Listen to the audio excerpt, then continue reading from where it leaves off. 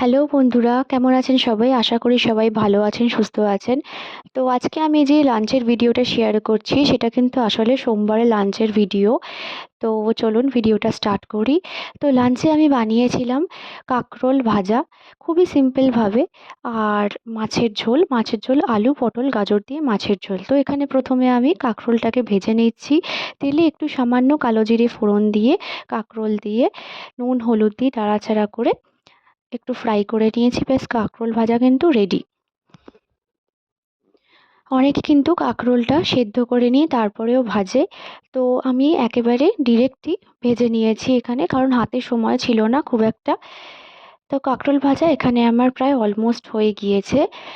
তো এবারে আমি যাচ্ছি মাছের ঝোলটা করার দিকে। তো প্রথমে আমি মাছগুলোকে ভেজে নিচ্ছি।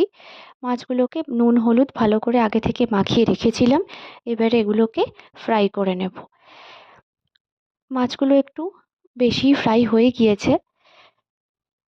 তো যাই হোক, এবারে ওই তেলের মধ্যেই সামান্য কালো জিরে ফোড়ন দিলাম, আর দিলাম একটা পেঁয়াজ, একটা টমেটো কুচি কুচি করে কাটা। এবারে একটু হালকা করে ভেজে নেব। ভাজা ভাজা হয়ে গেলে তারপরে এর মধ্যে আমি কেটে রাখা সবজিগুলো দেব।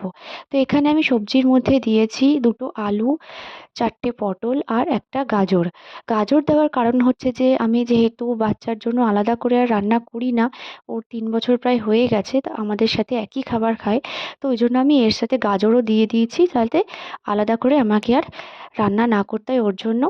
তো এবারে ওর মধ্যে নুন, হলুদ, জিরে গুঁড়ো, ধনে গুঁড়ো অল্প পরিমাণে দিয়ে, খুব একটা রিচ করছি না, হালকা করেই রান্নাটা করছি।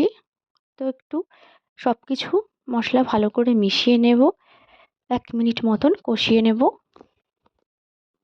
এবারে এর মধ্যে দিয়ে দিচ্ছি পেঁয়াজ, আদা, রসুন বাটার পেস্ট, অল্প পরিমাণে মশলা দিলাম। এবারে খুব ভালো করে কিন্তু মিক্স করে নেব, আর 3 থেকে 4 মিনিট একটু মিডিয়াম ফ্লেমে কষিয়ে নেব। কষানো হয়ে গেলে তারপরে দিয়ে দেবো ওর মধ্যে অল্প পরিমাণে জল। তো এখানে মাছের ঝোলটা আমি একটু ঝোলই করেছি, বেশি মাখা মাখা কিন্তু করিনি। তো সবজিটাকে প্রথমে কষিয়ে নিলাম, এবারে দিয়ে দিচ্ছি এর মধ্যে জল। জল দেওয়ার পরে কিন্তু খুব ভালো করে নাড়াচাড়া করে মিলিয়ে নেব। আর প্রায় 8 থেকে 10 মিনিট মতন একটু লো ফ্লেমে আমি দিয়ে এটাকে ঢাকা দিয়ে রান্না করব। ঝোল ফুটে এলে ওর মধ্যে মাছগুলো দিয়ে দিচ্ছি এক এক করে। মাছগুলো দেওয়া হয়ে যাওয়ার পরে সামান্য ঘি দিয়ে ঝোলটাকে নামিয়ে নেব। 1 থেকে 2 মিনিট মতন রেখে, ব্যাস এইভাবে কিন্তু সিম্পলভাবে লাঞ্চটা করেছিলাম। যদি এই কুকিং ব্লগটা আপনাদের ভালো লেগে থাকে তাহলে অবশ্যই কিন্তু ভিডিওটিকে লাইক করে চ্যানেলটিকে সাবস্ক্রাইব করে পাশে থাকবেন। দেখা হচ্ছে পরবর্তী কুকিং ব্লগ নিয়ে। Till then by.